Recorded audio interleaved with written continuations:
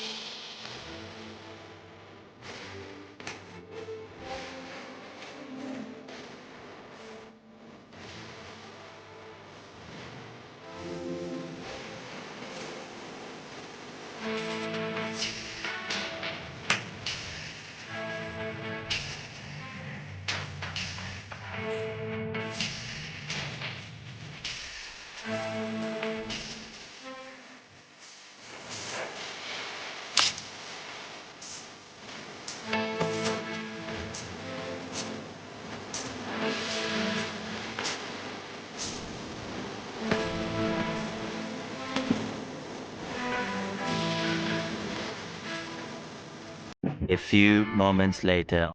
Medyo mahirap lang kasi mano-mano po ito.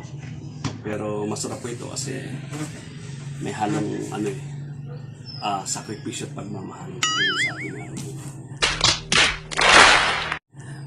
So, ito pong dough na to na ginagawa ko ay Italian dough. Kaya class po ito.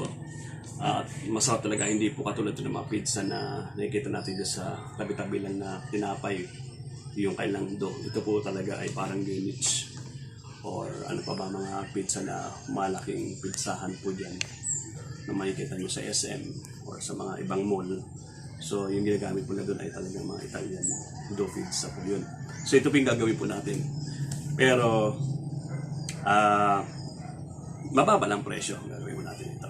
So meron din tayong mga class na gagawin natin pag topic sa atin mamaya. Gagamit tayo ng mozzarella cheese. Okay. So, para at least ma-enjoy nyo yung pagkain. Ang gusto, i-rest lang po natin. Kahit mga 30 minutes or 20 minutes. Kasi pag ni-rest po natin ito, aalsa siya. Pag umalsa siya, pag minaso nyo uli, lalambot. Kaya mas maganda pa yung pagmaso nyo uli mamaya kapag na-rest nyo po siya ng ilang minuto. Okay? So, gagawin po natin, i-rest po natin ng mga kalahating minuto or kalahating oras or 20 minutes. Lagyan nyo lang po dito, tapos tatakpan po natin ng towel or plastic. 3 hours later.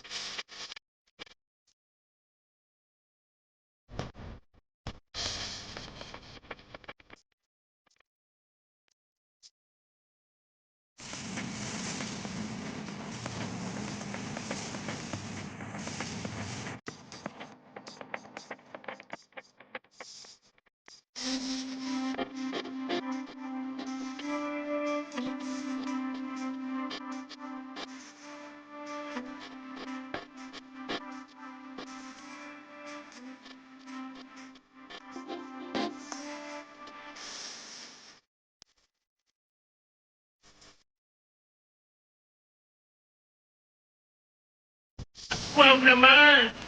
Wow! Wow!